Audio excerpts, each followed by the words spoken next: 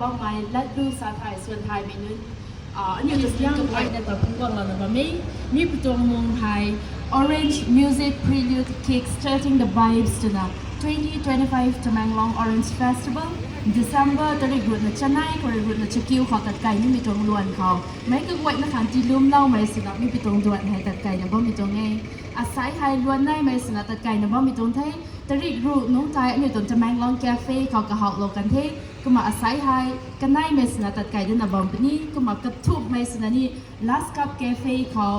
14 December เขาตัดไก่ดับนี้ถึงแต่ไม่ไว้นะเขาไรนะร้านเรามีตรงเท่ก็มาอันนี้ตรงต้องเขาลุ้งมาบ่งไก่ไม่อินเซนไม่ก็ไว้นะพี่ผู้สมัยรูปเรียนสมัย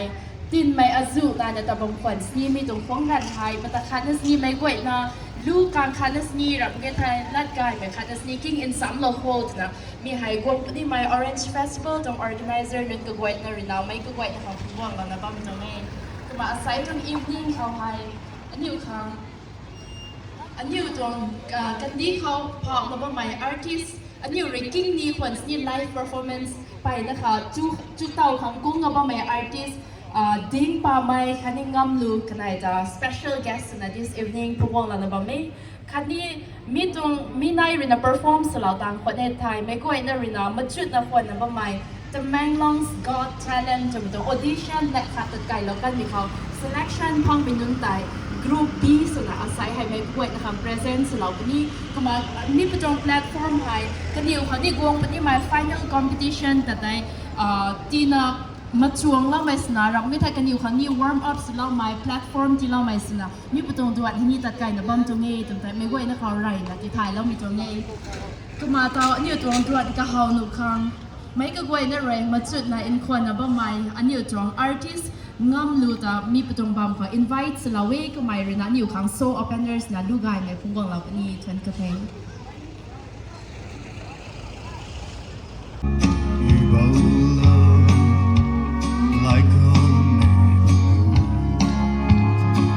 ถ้าชวนตัวต่อส่วนนะบ้างมีหายอยู่ตรง artist งำลู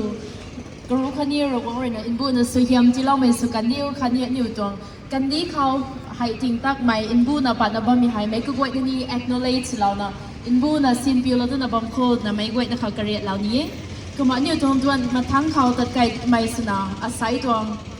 musical evening feature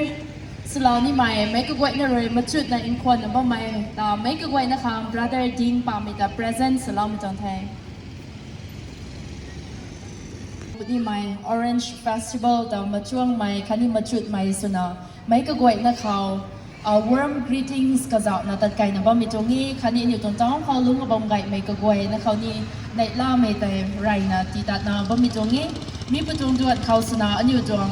artist นุ่นก็กวยนะครั้งนี้ platforms ที่เราไม่สู่คันนี้อินทุกเดียงอ่ะจะแมงลอง Got Talent เขา selection ปัดนะบอมไก่มีนุ่นก็กวยนะครั้งนี้ grooming session สมัยสุนาสายให้ตัดไก่นะบอมตรงนี้ที่นะไม่กวยนะเขาก็รวยนะที่ไทยแล้วก็ตรงนี้ก็มาอันนี้ตรง special artist ดิ้งปาไม่เรส่วนเราต่างกันในไทยจะแมงลอง Got Talent จวงselected candidates นะบอมไม่ Timothy ปาไม่ปอลันกวางลิว Magnus ปานไม่ลันกุยไม่ก่อนไม่ลันกวางลิวก่อนไม่มาตัดลุงลิวทุกไม้แจกกุยลิวนิวกวยนี่มาทั้งสนาตัดไก่ที่หนูคานจำได้แล้วนะบัมพุโธค่ะนี่อินเซียนไม่กิ้งเรานะกวางเรานะบัมไก่ไม่ก็กวยนี่มาช่วยไม่เล็กกับเรานะอันนี้ตรงแต่แมงลอง Got Talent ตรง contestant นุ่นให้อันนี้ไทยซ้ำแล้วนะ final นุ่นกันอยู่ compete สุดมีการนี่ support สุดๆกับสลาวตัวโคดนะไม่กวยนะเขากระเรียนตรงนี้คนกระแทงอันนี้เรื่องที่สรุป open space ก็ส่วนในตาบุ้มหายอันนี้ตรง Orange Festival กงนี่ไม่ Orange Festival 2025 date 17 คือ19แบบตะไคร้ที่ไม่ตรงมาส่งเราไม่คันนี้โปรโมชั่นส่วนในตาบุ้มตรงนี้มาไว้นั่นมาส่งเราปัวคันนี้วงนี่ไม่ festival เขามาไว้นั่นก็จะเอาสินั่นก็จะเอาเราปัวแต่นี่โปรโมชั่นให้ส่วนในตาบุ้มไม่ตรงไงผมเอาอันนี้บิวมาคอนสินี่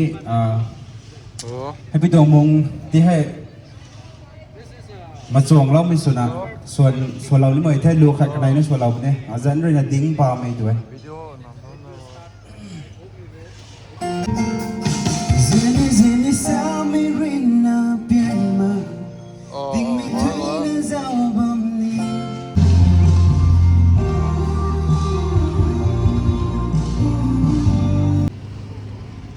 นี้เรกกิ้งนี่นะบางคนนี่ไลฟ์ performance จะมีหายไปนะคะอันนี้อยู่ขังคุ้งเต่าขังต้องสินะบางเขาอาศัยหายดิ้งป่าไม่เรื่องนั้นอยู่ขัง perform สตรีนะสลาวให้ไม่ก็กวยนะเขาก็เลยนะที่นิ่งเต่าเราด้วยดิ้งป่าไม่คันนี้ brother งามดูอยู่ตรง special artist นะอาศัยตรง evening เต่าดีนะ enlighten สลาวขังวงส่วนช่วยนะสลาวกันเทก็มากันได้หายบ่ายเขาเรียรับใครอันนี้ตรงกันดีเขาไรอันนี้อยู่ตรงตันเนียงเขาเรียนลุงปัดไม่เทก็มาอันนี้ตรง artistสมัยไปนะคะ talented สมัยอายุนายในบางเทมีผู้จงล้วนเขาให้กันอยู่ก็มาอินบูนะให้ไม่ส่วนช่วยไม่ปัดได้ทำเรื่องนะนี่ตรงกวางปนีมา Orange Festival ตรง organizers อินก็ด้วยอินทุกนะมาจุดนะโซล่าไม่จะ Manglong's Got Talent จะไม่ตรงดวดบางเขาอันนี้ตรงupcoming young artists นั่นก็ด้วยนะคะ platform ที่เรานะล้วนกเสียบน้องไม่ต้องรวนเข้าใจอาศัยให้นี่กันเดียว audition pass สมัยนู้น group B ส่วนอาศัยให้ไม่ก็ไว้นะคะเต้าคุยเท่านะ presence เราเป็นนิเทศนะไม่ไว้นะคะก็เลยนะที่ไทยเราวิก็มาเต้าอันนี้ของ perform เรานี่มีให้ The Manglong's Got Talent จง selected candidate Mr. Timothy ป่าไม่รินะไม่ก็ไว้นะคะ perform เรานี่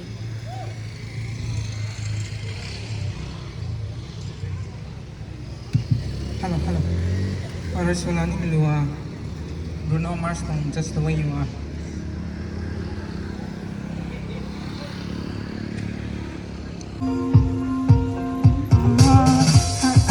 Her eyes make stars look like they're not shining. Her hair, Thank you. That was Brother Timothy Parmay, the selected contestant of the upcoming The Manglong's Got Talent. Up next, we have Poland Wong Liu. I invite Poland Wong Liu on the stage. I also request Magnus Pranmay to get ready for the upcoming performance.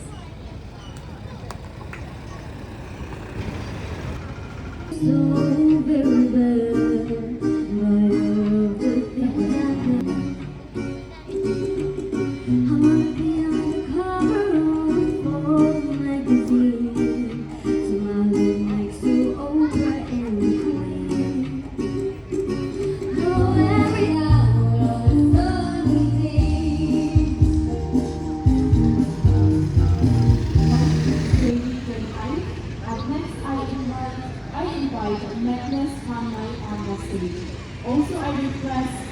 Landwina Pranmay to prepare for the afternoon.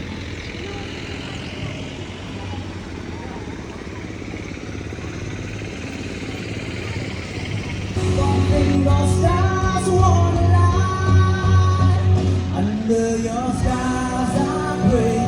You're like a shooting star. Which will be followed by Lan Guang Liu Gone By.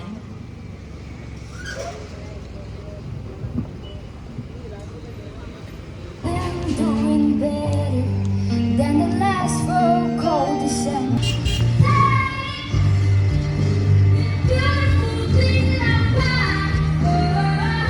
Next, we have Lan Guang Liu Gone By to perform for us.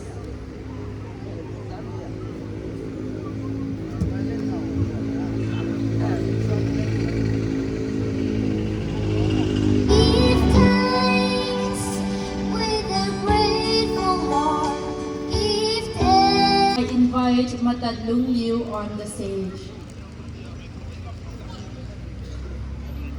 Matadlung Liu will be followed by the last performance for this evening,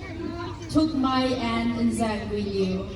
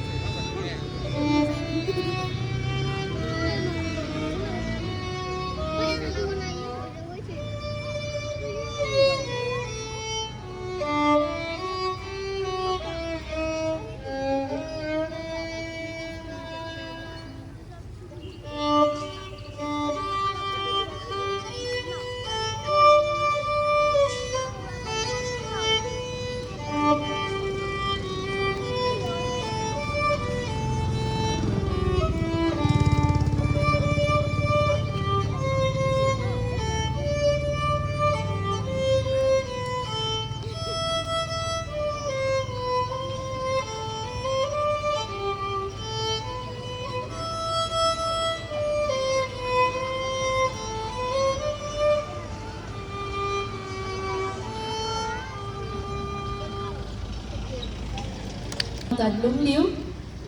The last performers for this evening, I invite Thuk Mai and Inzan Gui Liu.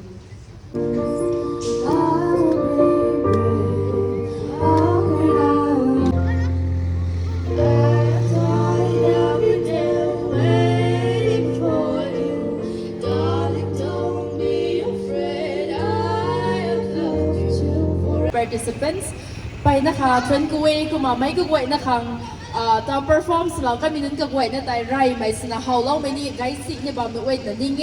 กุมาอาศัยกันอยู่ตรง talented สุกันไม่กันอยู่ตรงรัวกายกันไม่อายุกันอันนี้เขาเรียนเรานะบ้ามีหายอาศัยกันอยู่เรียนเราเทกันอยู่เขา talent กุเวนั่นให้นายนะบ้าเทกุไม่กี่กันอยู่ข้างเกย์นายไม่จนมีกี่อันนี้ตรง support ไอเทจนแต่ไม่กุเวนะคะก็เรียนเรานี้กุมาอันนี้ตรงอินเซียนไม่ต้องเขารู้ว่าบ้าไงไม่กุเวeven for a one glance ครั้งสิเจ้าบุตรเราใหม่คันนี้ก็เขาเพื่อด้วยไม่งั้นดิ้งอินซ้ำเราชูอินซ้ำเรานะกวางมีปุจงมุงที่ให้ที่กระรูเราในที่ช่วยเราในบ่มไก่ไม่ก็กวยในตอนนี้ชนกูใหม่อินดาวปุจงเองคันนี้มีจง opportunity ให้เรานะอันนี้จงorganizer ซึ่งก็กวยในตอนนี้ไปนะคะชนกู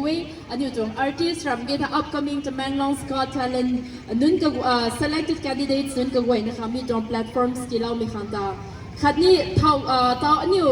first เขา information miss out สมัยนาคนที่ไทยโดยการนี้มีการเขากันด้วยนาที่ไทยเหล่านี้จะมีทุกมีไฮนี่ Orange Music Prelude Kick Starting the Vibes จะมีไฮอาศัยไฮจังในเมสนะตัดไก่แต่บ้างมีตรงนี้ไรมีเขาจะนั่งลองคาเฟ่เขาตัดไก่แล้วกันนี่ก็มาอาศัยไฮกันในเมสนะตัดไก่แต่บ้างมีคันนี้ขับเลี้ยงมีไฮ Last Cup Cafe เขา14 Sunday น้องติ้งซินควงประดายไก่ไปกันเขาตัดไก่ไปดีแต่นะก็มาซาเราดีด้วยนะตอนนี้อันนี้มันใส่นู้น Final Day น้องเขามาคอยไทยซ้ำด้วยหนูครั้งไม่ก็ด้วยนะตอนนี้รวยไก่นี่มันเขา Last Cup Cafe เขา Sunday น้องติ้งซินควงประดายไก่กันเขา invite เรามีจองเทมีเขาเรียอาศัยคนตัวสวกเราเทไม่ก็ด้วยนะตาชวนกันเท